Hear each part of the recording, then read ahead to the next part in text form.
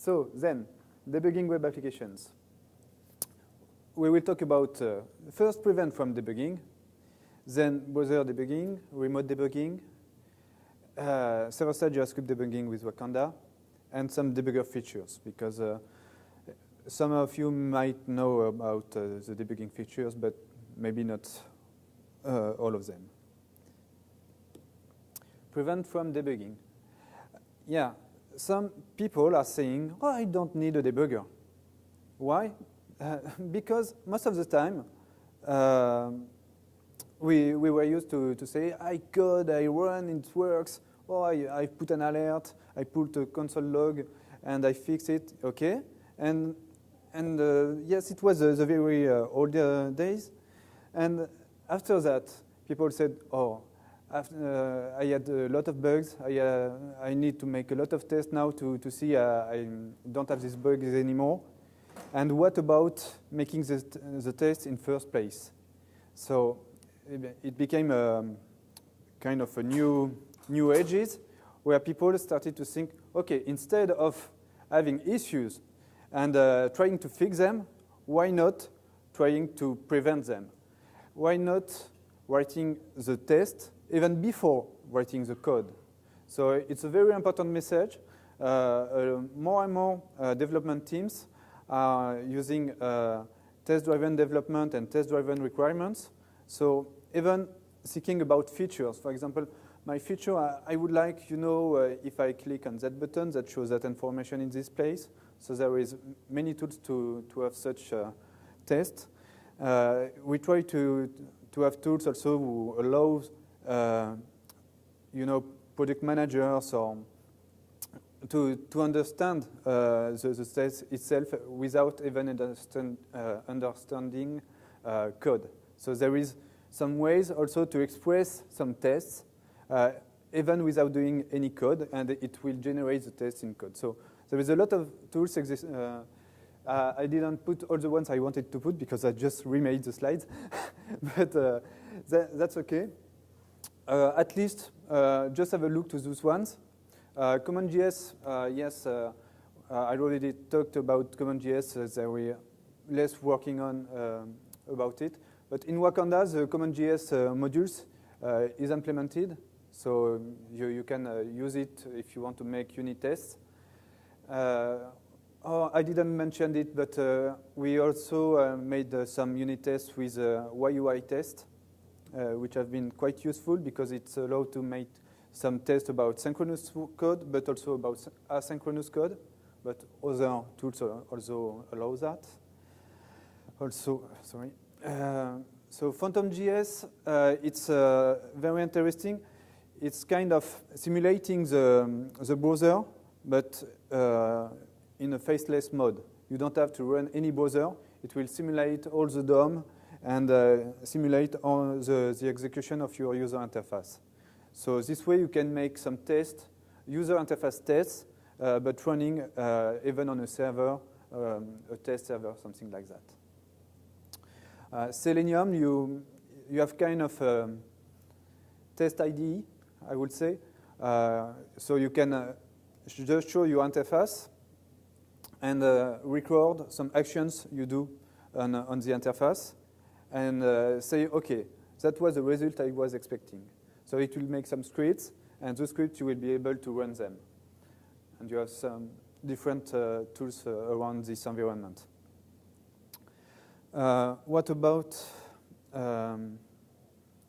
this URL? So some of them may have seen it. I will try to show you what it is about.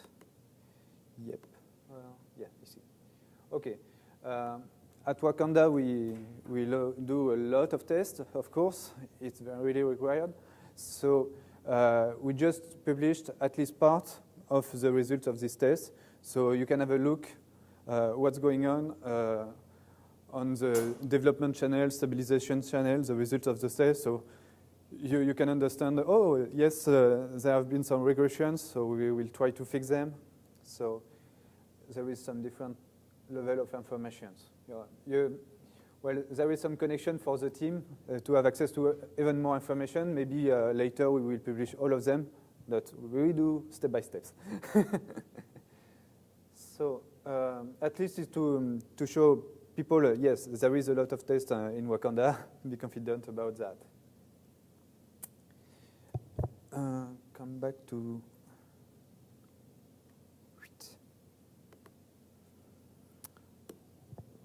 browser debugging.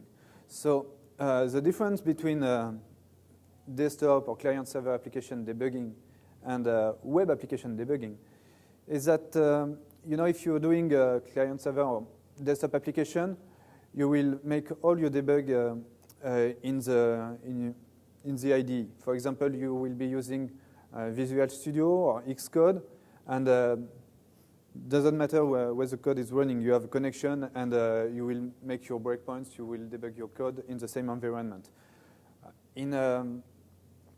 When you're doing a web application, the way the code will be executed will depend from the browser you will be using. For example, you might have different behaviors on Firefox, on Opera, or things like that. So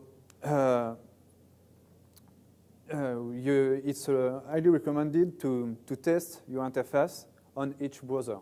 Be sure that it works. And sometimes you will be surprised because your code works well, but because, for example, object.keys was not implemented in some browser, because it was a more recent feature, you will have a bug in some specific browser. So this way, you have to know, at least try, the different debuggers. Each of them have a different one. At some point, Safari and Chrome share the same debugger, Web Inspector, but the more recent releases of Safari have shown an Apple-specific Web Inspector, so it's a bit different. No, it's not exactly the same. For Internet Explorer, you have script debugger. Yeah, it's quite of basics. That's why a lot of people is using Firefox just for debug. So in Firefox, oh, sorry, I should have written Firebug. So in Firefox. So people switched from browsers to have better debugging tools. For example, we have people in your team who test the interface a lot in Safari or on Chrome because they love Web Inspector. But sometimes the Firebug debugger has some features that are more interesting, so they switch. In any way, you should at least test that it's working on each browser. Visual Studio, yeah, because you can, in the options of Internet Explorer, select a different debugger and go using Visual Studio. So if you have installed it, because it's not, of course, by default on your computer, you have a very more advanced debugger. Maybe we can have a try. Yep.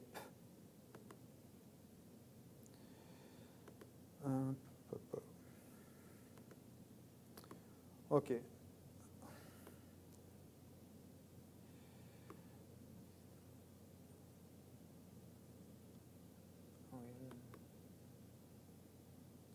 My God. Yes. Prop one. Page. Okay, that was just a little app for a demo I made before. Let's say we put, for example, a button. What is that?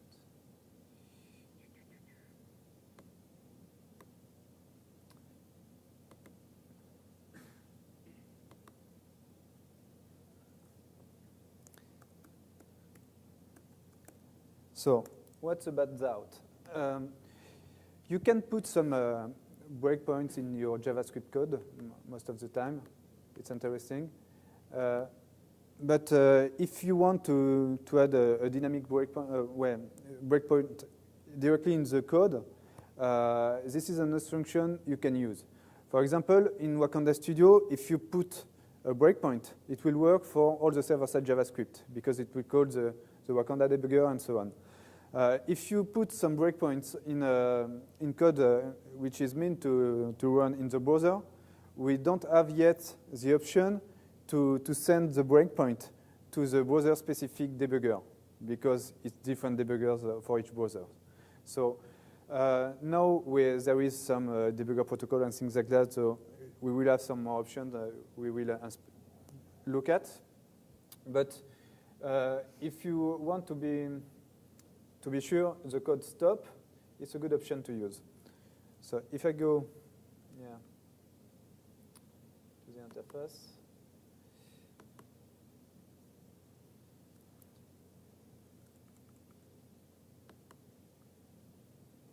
what is that? Okay. Nothing happened. Why? Because I didn't ask the debugger to be here, so I will ask him to come. So here it's important, it's inspect element. So it has been, this expression has been introduced by Web Inspector. Before you were asking for Firebug to come. Now, here we are in Chrome, but now, even in Firefox, you will see this option, expect element, or expect element with Firebug. So don't be confused. It's the way to show the debugger. In the debugger, you can have access to all the DOM elements, to the resources who are loaded in the environment, the network, so you can see which request has been sent. But because the debugger was not active when the page was loaded, you have to reload to see what's happening. So it's not used only for debugging, it's also used to profile. If you have some latency, if you have some problem with the speed of the application, it's often interesting to look at that and see the training. I don't remember the word exactly, but see what's very long. So that's not exactly what, yeah. I was going there. Okay, here we are. So here we have the source of the JavaScript code, and the JavaScript app which is being executed. Now that I am in the debugger, there is no problem. I can use some breakpoints. You see that the breakpoints sometimes have different representations. And here it's to show where the code stopped the executions. So it's where the execution is currently. If you make a step, it will move. Can you make it bigger? Yeah, yeah. Now is that Chrome's DOM inspector there? Sorry? Is that the Chrome? Yes, that's the Chrome one. So for a long time, it has been the same in Safari. So, but it is mainly maintained by the Chrome developer team. So what I wanted to show you, it's some different elements. So those ones I will show you after. I just want to show the difference if I go to Firefox. How is my cursor? Okay, here it is. I will come back. Okay. As you see, it's an inspect element with Firebug. So here we come. It's very similar. You will see kind of the same parts. So it's not just at the same place, but you will see the same options.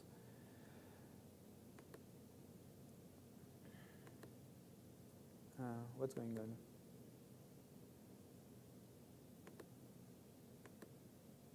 Whoa.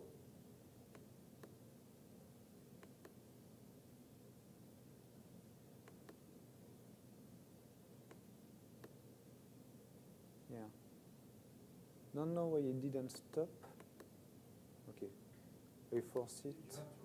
Yeah, maybe. Yeah, because it was not active before. Okay. Okay.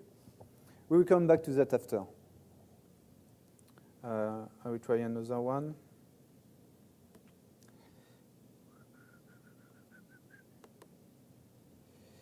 So I'm sorry because I don't have Internet Explorer on my Mac. I should have provided.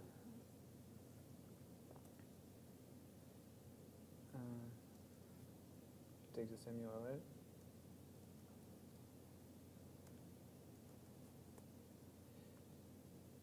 Come on.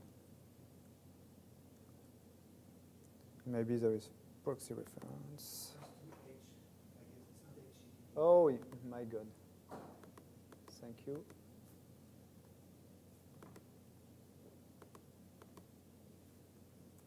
Okay, here we are. So, inspect element. And you see, it's a little bit different. It's a new design made by Apple. But you will find the same tools. It's a bit confusing because if you were used to Web Inspector, you have to search where you will find the same elements. But it's okay. Not this one. Okay, and you cannot zoom in this one. Okay, perfect. So, yeah, maybe I can launch also Opera. This way you will see. Dragonfly.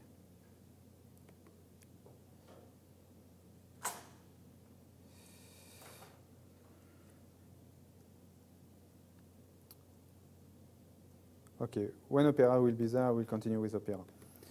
Come back to here. Then we will play a little with the debugger after. I wanted to talk about remote debugging. So it became available because of mobiles.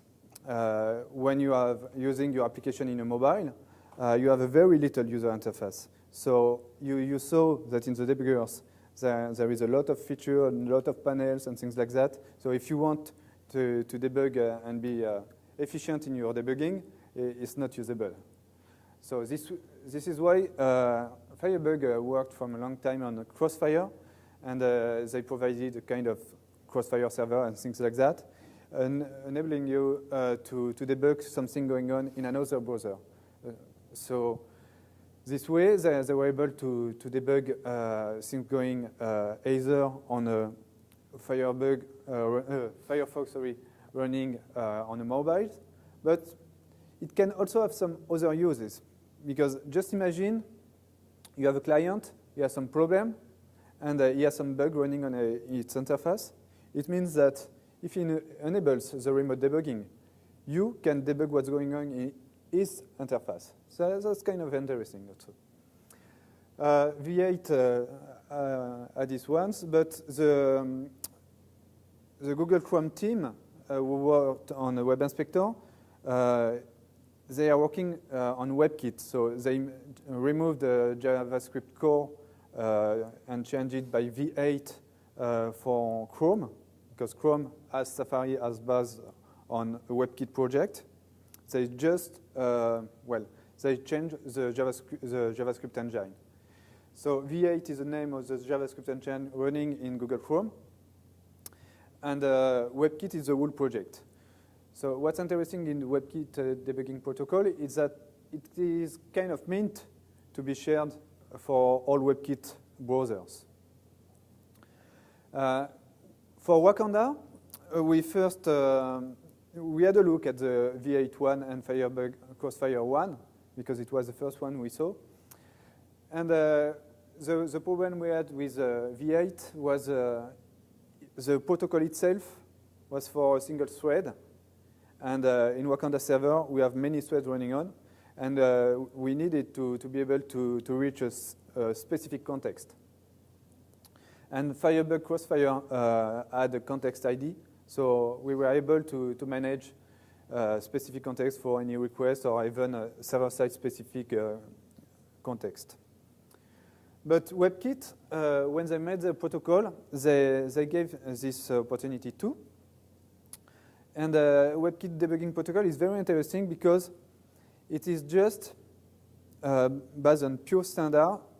It's a JSON RPC, so it's running on it can run on HTTP, but it's not exactly on HTTP. It's on WebSockets. So WebSocket is an update of HTTP, but it can run from any environment. It's interesting, and so it means that supporting the standard, we can support WebKit debugging protocol. So now you can debug Wakanda either via the Firebug Crossfire protocol or WebKit ones. I will show you the debugger for Wakanda. The debugger which is provided in the Wakanda studio is using Crossfire. But we have another option using the WebKit. I will show. I try. So Mozilla, it was kind of weird when I saw that, because when you are using Firefox, you're mostly using Firebug, but Mozilla just defined another protocol. I don't know which debugger is using it, but yeah, okay. For Opera, for Dragonfly, which is the debugger, they also added their specific protocol. So, I don't saw it in Internet Explorer, but most browsers now have their solutions. I will make a zoom on these tools. So, Apache Cordoba, it's the open source project of PhoneGap. PhoneGap has been done by Nitobi, a little company. And when Adobe wanted to acquire Nitobi, they said, okay, but we want PhoneGap to remain a community project, an open source project. So they moved all the source and proposed it as an Apache project. It was an incubating project for Apache, because you have some steps for project being accepted by the Apache Foundation. Sorry. And now, so when you are using PhoneGap, it's kind of a build of Apache Cordoba. It's the one provided by Adobe, because the name PhoneGap now belongs to Adobe, is owned by Adobe. But there is also already some other solutions using the Apache Cordoba project, and something very interesting, Wayne. So it's kind of taking Web Inspector out of Safari or Chrome, and to have a kind of desktop debugger, which is not related to a browser you will be using, because the browser you will debug is a remote one, the one running in the mobiles.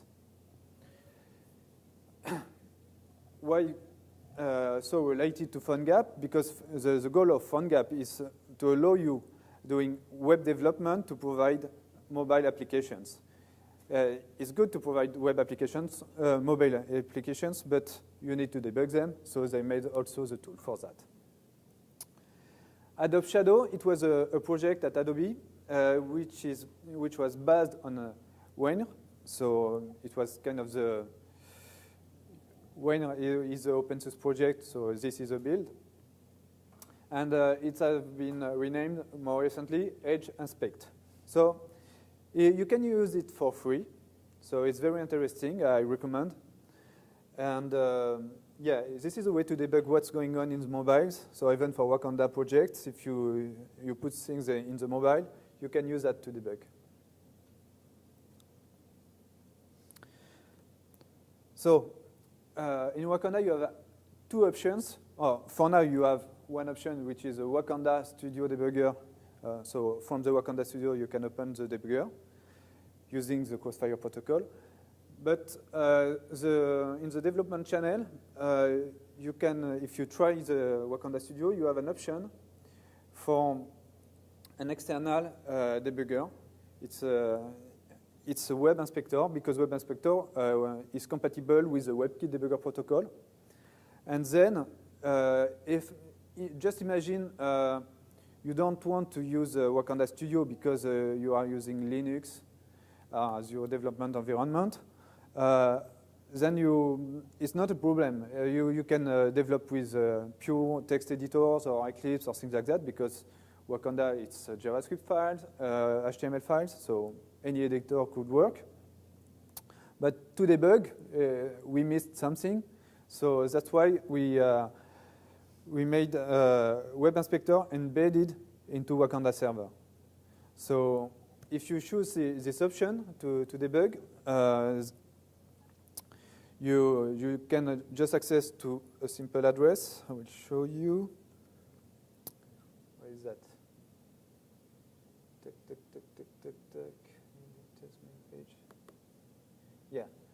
So that's the problem I had. I wanted to show you, but just imagine here you see the web inspector. It's a build from the development channel, so I had an issue. But what you will see there is exactly aspect element. It's exactly that, but inside the interface. Okay, and the code you will debug from the the embedded web inspector is a server-side JavaScript code. So you have usually a list of context, the list of the contexts which are running on the server, and when you select one, you will debug the code matching to this context.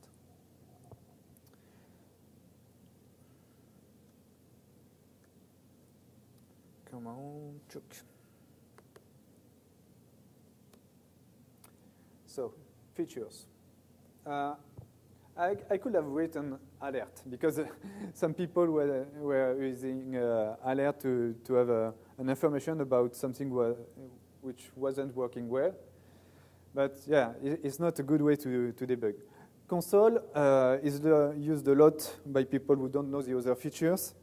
But it's even for professionals who are very used to debugging, use it because you have a trust to what's going on without stopping the execution. So it's still very interesting. When you are using console, we will play a little with the debugger. Where is that? Okay. Console. Here it is. You have the console. You will find the same thing in Firebug. You have different APIs. For example, if you can. This is the most basic one. So if you have console.log this code in one of your JavaScript files, you will see a little message which will appear in the console. So for example, if on my button I had this code, console.log hello, you would have seen this message here. So all those messages are kind of log messages. But you have different levels. For example, you could say, oh, it's not just a pure log, it's an information. The application has reached a specific status. It's too bad because this one doesn't do it. That's why I wanted to show different debuggers. Where is that console?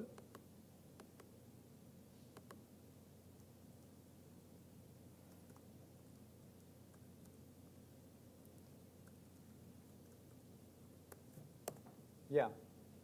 Yeah, this is why some people say, okay, I come back to Firebug. Because when I'm looking to the log, it's very easier to make a difference between information logs. I will make some warning logs.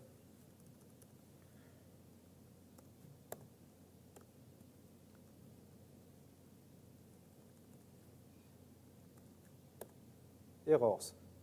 Okay. You have another option also, if I come back to log. So log, it's just a message. It has been changed, but before you hadn't any information here. And there was a difference with debug. Come on, yeah. In first place, in Firebug, when you made console.debug, you had the information about the file and the line number. And log, you hadn't that. If I come here, you see that there is no information about which file generated or line number. So something very interesting also is that you could say, okay, I want to show a message, but I want to show the value of a variable. Okay, so in the console, you can not only see the messages, but as you just have seen, I have been able to write some code and execute it immediately. So for example, if I want, I could say my var equals something. I have the result of the expression. So here I can say, okay, I will show a message in which I want to show the value of a variable. So my var. This is nice. I see it, or maybe a space would be would have been better. But you can do better than that. If you want to show some information to the log console, I really recommend you, instead of using concatenations, to make it a second parameter. Here you can see that it's not the same color. There will be a specific representation for any different type of objects. For example, I say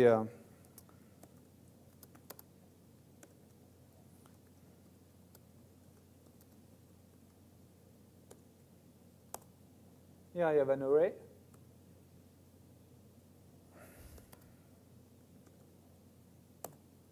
Okay, so I think this is really more easy to understand than if I have made something like that. Don't you think? Okay, so when you are using console, please don't do string concatenation. Separate each values. It's just a little tip, you know, but it really changed your life.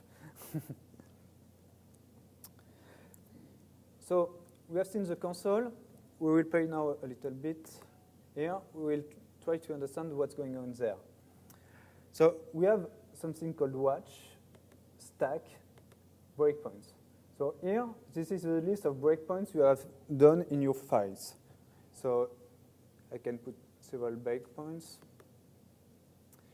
So as I said just before, it's to say, okay, something is going wrong, and I think it's in this place in the code. I want the code to stop. Okay. So you will put different breakpoints in different points of your code.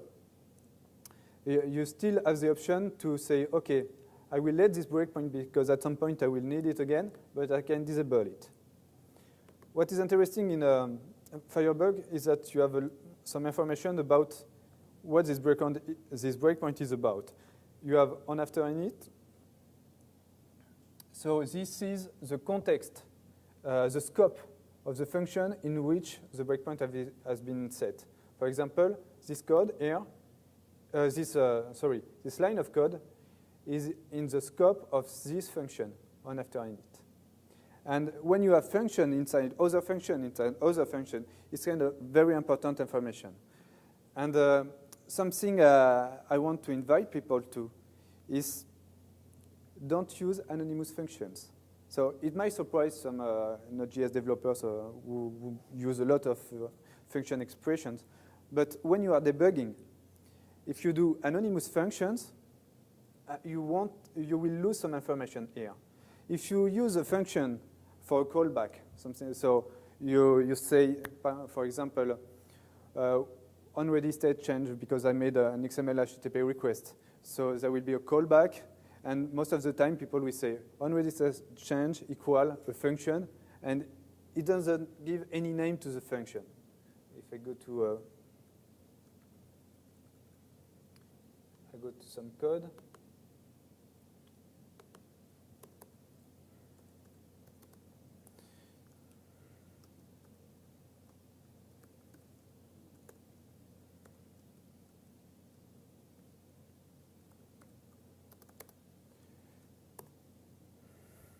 So usually I should have done something like open, but let's say to show you the state. Come on. Ready state change.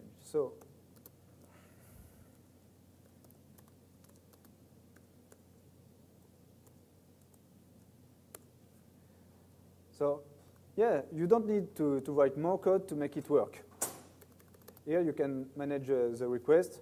Of course, you will test the ready state. You will test the status code of the response.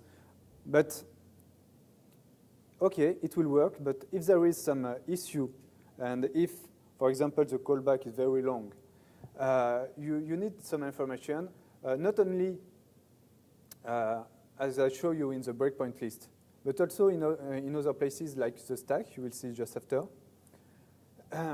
And this information is very easy to set. Here is, for example,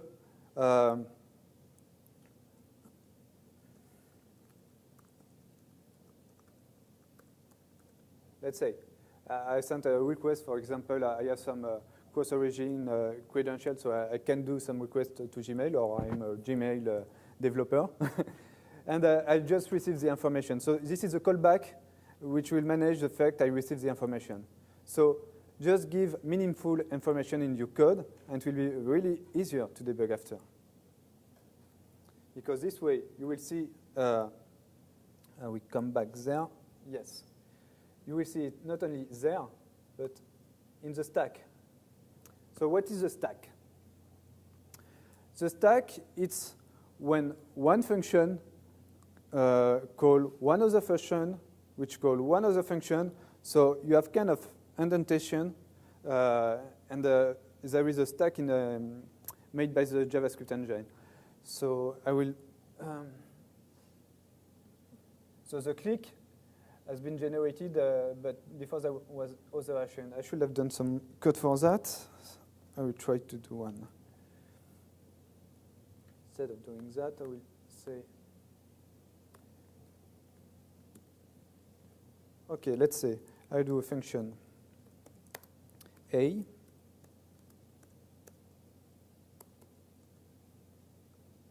A plus.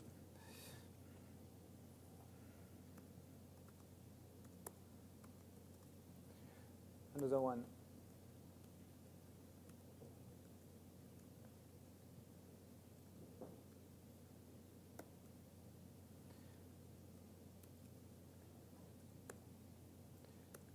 Okay. You can see that here there is by default a function name, because it's something I asked to the team, say, okay, we have some kind of generated JavaScript code to help you to create your Wakanda application. But please, when I will be debugging, I want this kind of information. So it's nothing when you generate, it's nothing for you when you generate it to add this information. So if you give a name to the button, I will encourage you when you make a button to give it a meaningful name. You will see when you are debugging that in the stack or from anywhere else, the error has been thrown at some point by a click on this button. So yeah, I will put a breakpoint here. No, there. Also, something important I wanted to say is that there is no point to do a breakpoint on this line. The code will not stop, because in JavaScript, var, it's just making a declaration. There is no execution there. So if you put a breakpoint on a var, the code won't stop, so don't be surprised. Please do your breakpoint where there is an expression. So, yeah. Come to this one.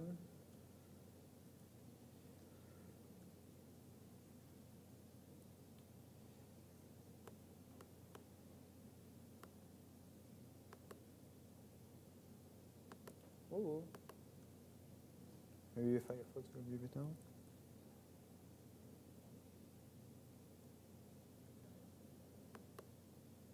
Oh. I think I have no luck today. It was better this morning.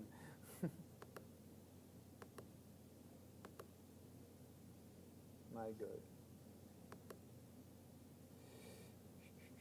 Oh, I know why. Why is it? I have an issue with. Come on. Yeah, the problem is that I'm defining the breakpoint. It's, as I said, not in the browser, but in the code editor. So let's say we'll put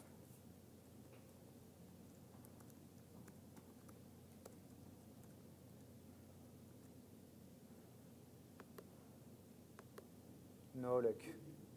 Alexandre, Yes? don't you need parentheses after the debugger instruction? No, no. It's just a statement. Just a statement. But I think today I have really no luck. Okay. So what I will do is just that. Create a new JS file. So here, yeah, you have the new option. So use Wakanda debugger or use the external one.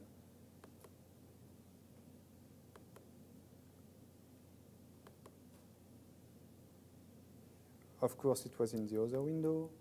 Here we are.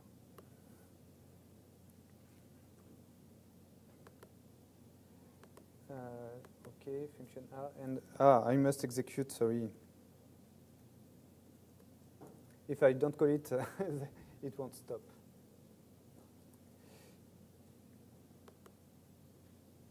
Running. Okay, all is going away. I'm very sorry for the awful presentation I'm doing, but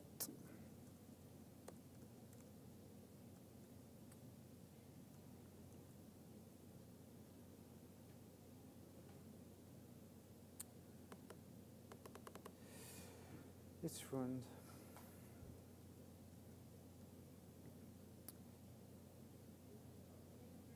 Okay.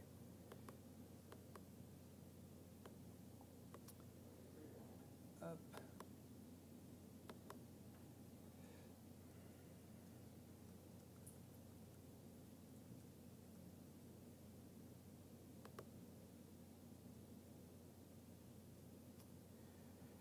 Oh my God.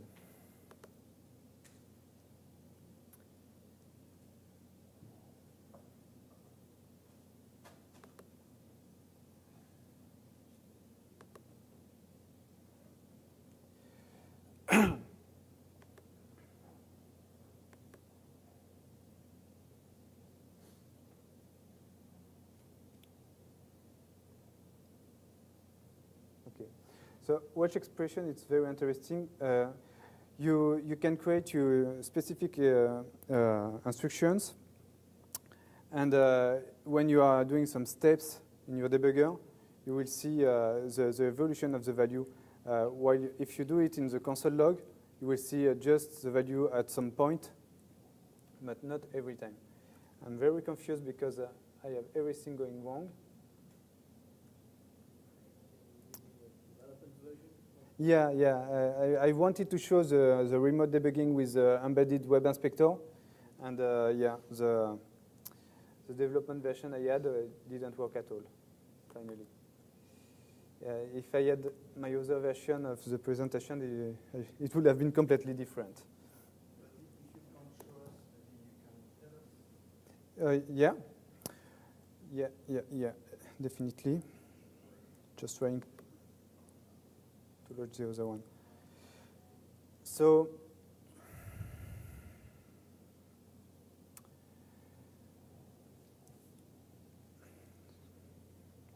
the stack, as I explained, when you call some functions into some other function, if you don't give a name to the functions, you will see also only anonymous. So when you have some code which is going wrong, you have no idea what was running before. You just stopped into a wrong state, but you don't know what is the context in which this state happened. So it's very important. Then something very important for the stack is the principle of closures. So in JavaScript, you can access to the variable global. Oh, it's over? The time is over? No, 10 minutes. Okay. In JavaScript, you have the global variables, you have the local variables. When you have a function defined into another function, the inner function can access to the local variable of the outer function. So, when you go, the stack is a bit different. When you go to the watchers, what is very important is you see the local variables, but you can see also the variables of the outer function, and you can go over until the global scope. Often, that's why I'm very confused that I couldn't show it, but it's a difference when you go to the stack. Because when you go to the stack, when you change the function call you want to inspect, you won't see the closure variables. You will see the local variables of the other variable, of the other function call. So each function call can have a different closure stack, which is not the execution stack. So I don't like what I have did to you for this presentation. So what I will do is to provide the right slides, because I have a backup for that. I should be able to find it and put it on SlideShare and give the address. It will be on the website, GS Everywhere website. You will see a lot of images. You will not have the demos I wanted to show you, but at least we'll see as a slide. Maybe you could put an explanation when you Yes, find out, yes. when you find out what went wrong. Yeah, you well, explain, yeah? I will explain.